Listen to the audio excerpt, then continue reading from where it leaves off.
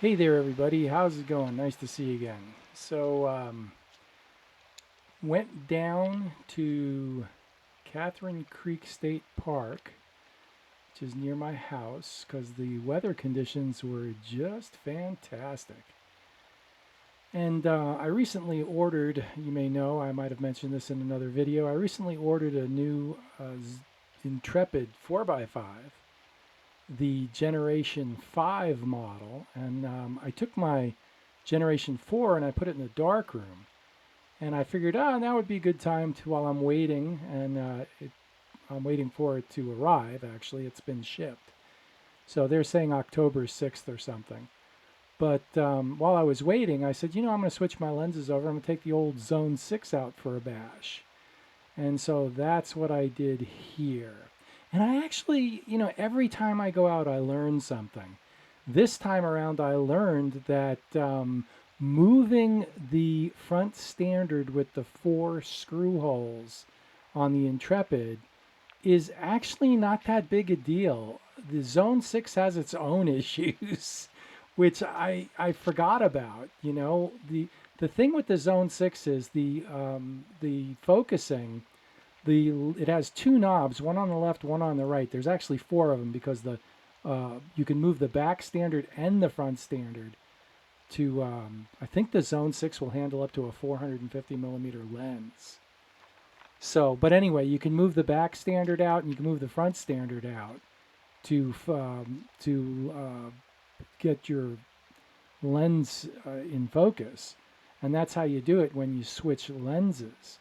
So, and that's all well and good. You don't have to faff around moving the screw hole thing like you do on the Intrepid, but it's not that easy. One of the problems is that so the left knobs lock down the focus and the right knobs move the standards. Well, the problem is depending upon which direction you're going, they either loosen up or tighten up. So while you're moving the right knob, the left knob loosens up or tightens up, and it's something. It's just I guess you got to get used to it or whatever. But it's as much of a faff as the Intrepid is. So in a way, I think I actually prefer the Intrepid. So don't get me wrong. I'll tell you what. Considering that the Zone 6 is 3.5 pounds, almost 4 pounds heavier than the Intrepid, I way prefer the Intrepid, to be perfectly frank. So yeah. So I'm really looking forward to getting the Intrepid Gen 5. That should be interesting. It should be here really soon. But in the meantime, other than faffing around with the Focus, which is seems to be 6 of one, one half dozen of another, the reason I went out with the 4x5 on this day here was the lighting conditions and the weather conditions were just lovely.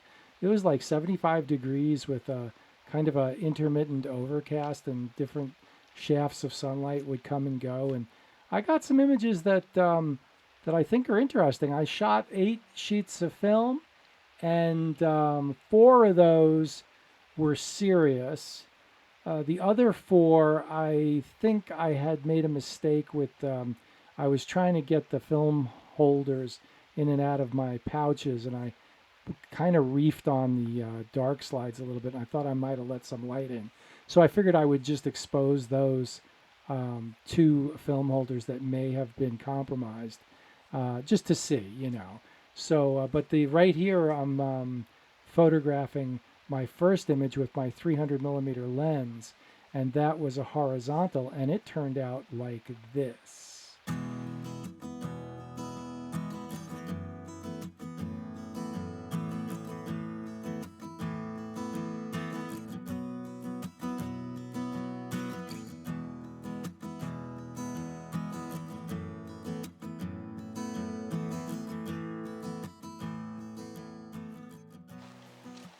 Hey there, everybody. How's it going? Good to see you again. Got the old Zone 6 out. So a week or 2 ago, I noticed Robbie Maynard Creates had a video up about the Intrepid Mark V, and in that, Intrepid Camera Company said that as of like the week or two before that video was made, that they were shipping the Mark V. So anybody who ordered a Mark IV, they were sending them a Mark V. Well, I wanted to relegate my Mark IV to enlarger duty, which is where it is right now. It's at home on my Smith Victor copy stand. And so last week I ordered a Mark IV, thinking that because of what because of what Intrepid said, that they would send me a Mark V, which I think they have. So what's interesting about that is when I ordered the camera, it was still showing Mark IV on the website, and it was 230 British pounds. The upshot of it all is I ended up paying like 253 American dollars and some change shipped, which is, I mean, that's ridiculous for a competent 4x5 field camera. That's a ridiculous price for the Mark IV. Forget about the Mark V. Well, Intrepid has put the Mark V up on their website now, and unfortunately, I mean, I know I said in my video the last week that I don't think the price went up. Well, the price did go up. It went up about 90 pounds. So the Mark V is now 320 pounds. So whereas the Mark IV was 230 pounds. It's still a ridiculous price for a competent 4x5 field camera, and the Mark V is even better, I'm sure, from what I've seen from the upgrades. I mean, we'll see if there's any real problems with it, but I doubt it. So in the meantime, I've got my Zone 6 out, which is always fun to bring out. However, I do notice the weight.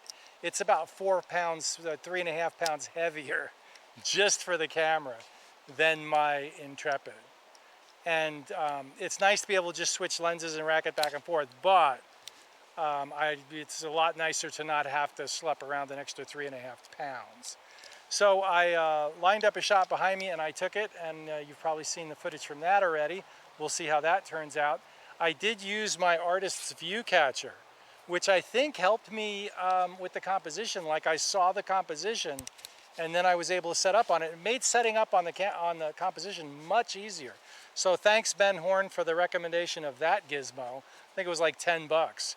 I've marked it for 4x5 and 2x3 aspect ratios, so I can just quickly, you know, it comes marked, but they're really hard to see.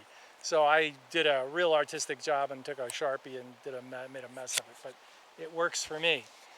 So yeah, so you can, you know, you can line up your shot, and if you see your picture, you kind of get an idea of what you want your composition to look like. It makes it a lot easier under the dark cloth to get you right, like right in the ballpark of where you are. I started out with the 210 millimeter, and that was too wide for what I saw in here. And so I went with the 300. I went down to f/64, and I was getting 4 seconds. Well, I was getting 4 seconds at f/45. And so so I bumped it down to f/64, so that would have been 8 seconds.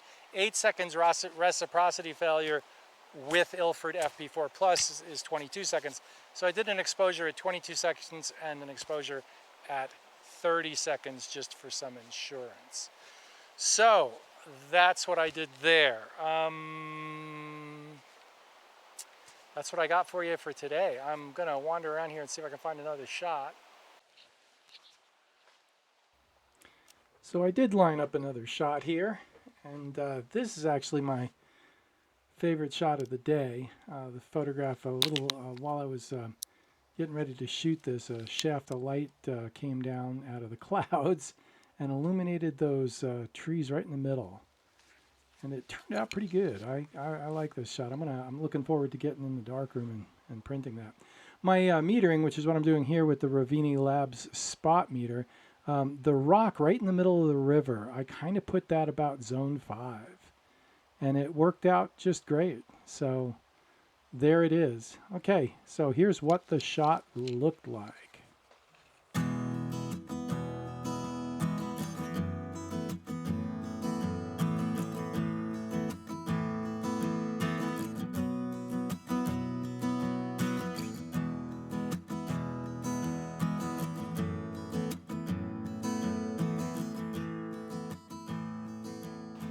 Thanks for watching. Like, subscribe, hit the bell for notifications. Another 100 subscribers to go and we're at 1,000, and I can do something about the ads, which is something I've been wanting to do.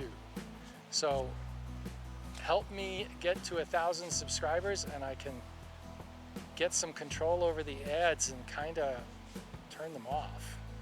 This is what I'm hoping to do. All right, see you out here. Bye.